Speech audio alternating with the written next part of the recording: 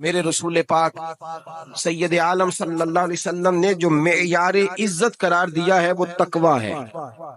قرآن مجید نے جو معیار عزت قرار دیا ہے وہ نہ کسی بڑے کا بیٹا ہونا، نہ کسی اعلیٰ نسل خاندان سے ہونا، یہ بھی وقار کی علامتیں ہیں، لیکن قرآن مجید نے کہا کہ ان اکرمکم عند اللہ اتقاکم، فرمایا اللہ کے نزدیک اس کی عزت زیادہ ہے جو اللہ سے زیادہ ڈرتا ہے۔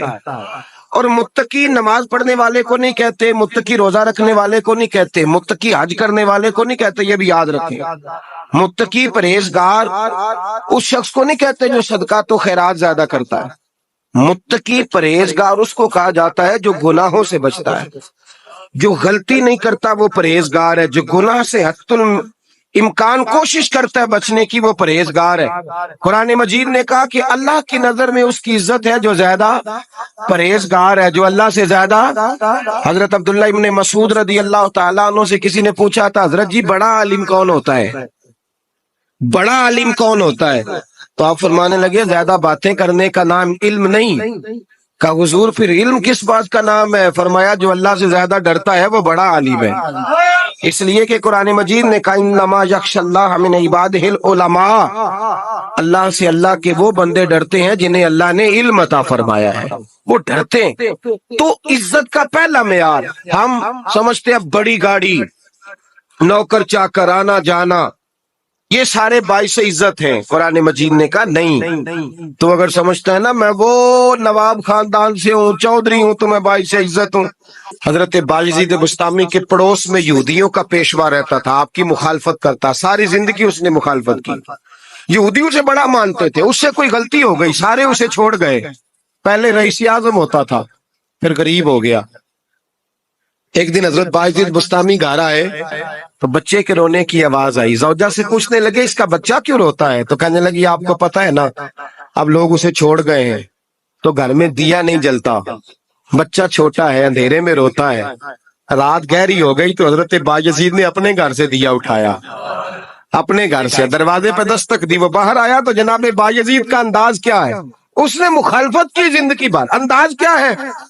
باہر آتے ہی نا آپ فوراً اس کو بولنے نہیں دیا، کہنے لگے او بھائی سن لے، میں پہلے بھی آ سکتا تھا، دیر سے اس لیے آیا ہوں کہ گلیاں سنسان ہو جائیں، لوگ سو جائیں، تجھے اور مجھے کوئی نہیں دیکھ رہا ہے کہ میں ہوں دوسرا تو ہے، اور تو مجھے اچھی طرح جانتا ہے۔ بایزید وہ نہیں کہ جو نیکی کرے گا اور دنیا کو بتائے گا، میں تیرا راز بھی رکھوں گا، اور بچے تو معصوم ہوتے ہیں نا۔ فرمایا میرے بڑے ہو گئے تیرے چھوٹے ہیں، یہ پکڑ لے دیا گھر میں لے جا، اور میرا وعدہ ہے کسی کو ساری زندگی اس نے مخالفت کی۔ وہ شخص کہتا ہے مجھے بولنے کا موقع ہی نہ دیا، دیا دے کے چلے گئے۔ اگلی شام پھر آئی، رات گہری ہوئی تو پھر دروازے پہ دستک ہوئی، میں باہر گیا، نیا چراغ، نئی بتی، نیا دیا، کہنے لگے دیکھ کوئی نہیں دیکھ رہا، میں اس وقت آیا ہوں جب تنہائی ہو، اور تو مجھے جانتا ہے میں غلط بات بھی نہیں کرتا، یہ دیا رکھ لے، میں کسی کو بتاؤں گا بھی نہیں۔ کہتے چلے گئے۔ تیسرا دن آیا تو وہ یہودی کہتا ہے میرے صبر کا بندھن ٹوٹ گیا، میں ٹوٹ گیا، ان کی نیکی نے مجھے خرید لیا، ان کے معاف کرنے نے ان کی عزت میرے دل میری روح میں بڑھا دی۔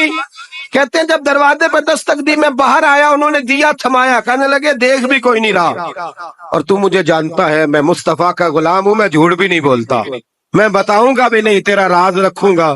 کہتے ہیں انہوں نے دیا تو اس یہودی پیشوا نے شور مچانا شروع کیا، کہنے لگا مسلمانوں باہر نکلو، یہودیوں باہر آؤ، عیسائیوں باہر آؤ۔ شور مچ گیا، لوگ چھتوں پہ چڑھ گئے، کیا ہوا کیا ہوا؟ کہنے لگا یہ بایزید ہے، میں یہودیوں کا پیشوا ہوں، میں نے ساری زندگی جھوٹے الزام لگائے، ساری زندگی اس کو بدنام کرنے کا ہر حربہ استعمال کیا، جو مجھ سے بن سکتا تھا میں نے کیا، پر یہ عجیب شخص ہے، یہ پرسوں بھی مجھے دیا دے گیا ہے، آج بھی دے گیا ہے، کل بھی دے گیا ہے، میں ساری زندگی اسے رلاتا رہا، اور اس نے میرا چھوٹا سا بچہ بھی میرے بچے کا رونا بھی اس سے برداشت نہیں ہوا۔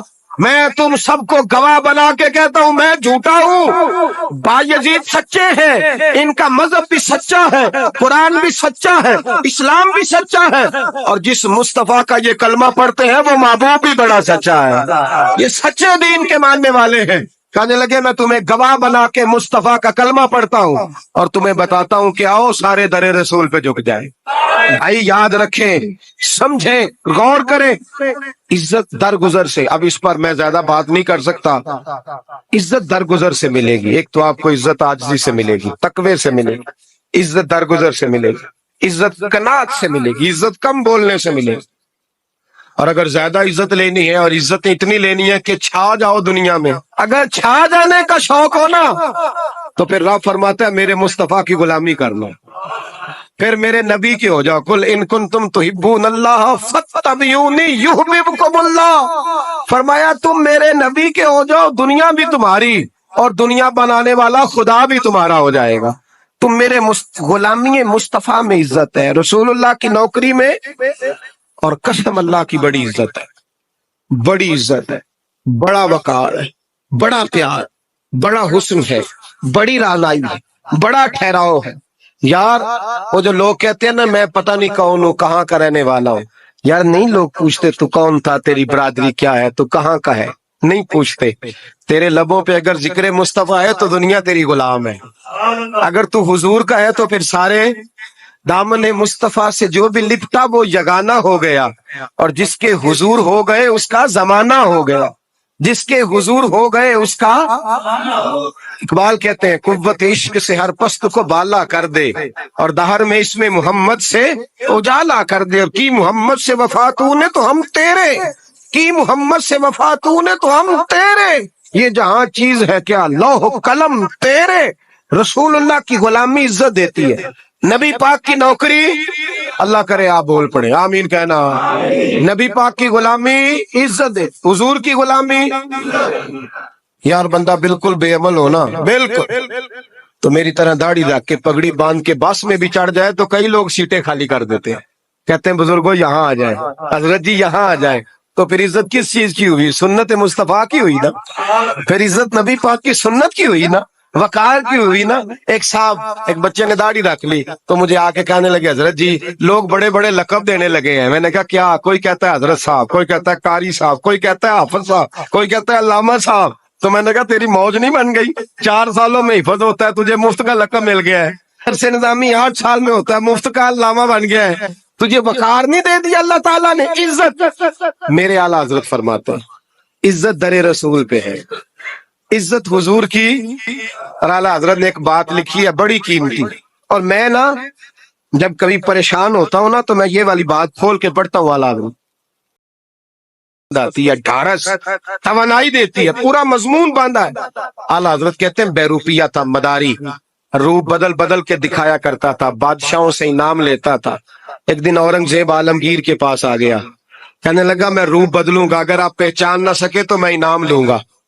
آپ نے فرمایا میں کوئی ایسے ویسا بادشاہ نہیں، کہا مجھے دھوکہ دینا مشکل ہے، کہا نہیں میں روپ بدلوں گا۔ حضرت اورنگزیب عالمگیر بڑے نیک بادشاہ گزرے، بڑے پرہیزگار آدمی، وہ بیروپیہ کہنے لگا میں روپ بدلوں گا، آپ نہیں پہچان سکیں گے۔ فرمایا چل جتنا تیرے اندر زور ہے لگا لے۔ حضرت نے اعلان کیا کہ میں نے فوجی بھرتی کر دیں، 2 ماہ کے بعد ٹیسٹ ہوگا۔ وہ 2 مہینے دوڑتا رہا، رنگ روپ بناتا رہا، آیا ٹیسٹ دینے، 2-3 سپاہیوں کا امتحان لیا، اس کی باری آئی تو 10 روپے دیے، کہنے لگے تیرے آنے جانے کا کرایہ میں نے تجھے پہچان لیا ہے۔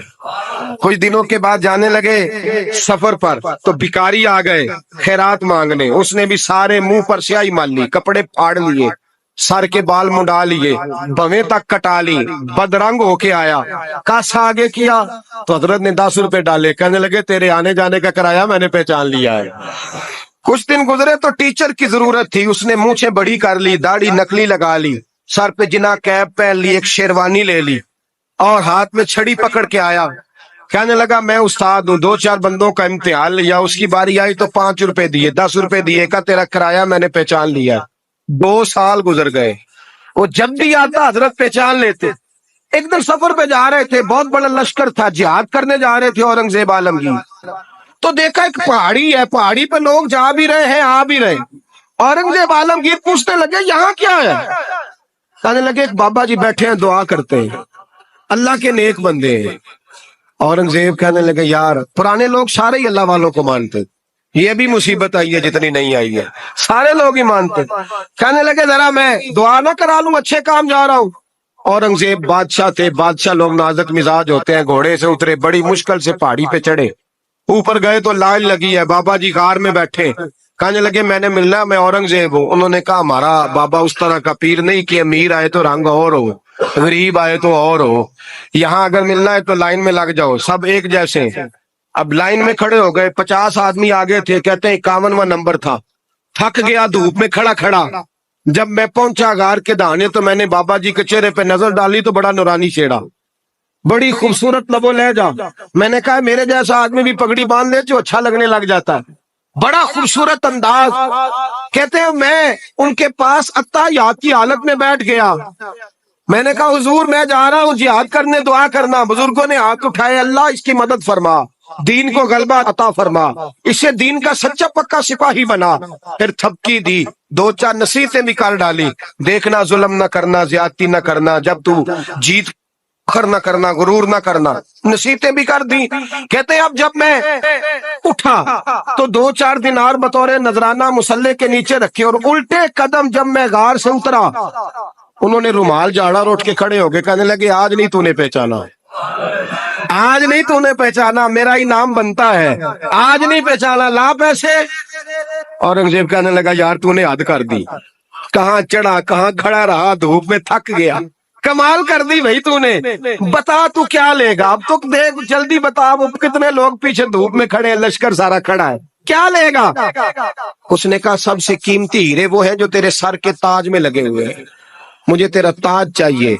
तो भाइयों सुनना और याद रखना, मेरे आला हजरत कहते हैं बादशाह ने सर के ऊपर से ताज उतारा, बहरूपिये के कदमों में रखा और कहने लगे ये ले, और ये तो तेरा मांगने पर मैंने दिया है ना, मैं वापस आता हूं तो आना, मैं अपनी मर्जी से भी तुझे दूंगा। तूने औरंगजेब जैसे बंदे को धोखा दिया, आना मैं उस वक्त भी दूंगा।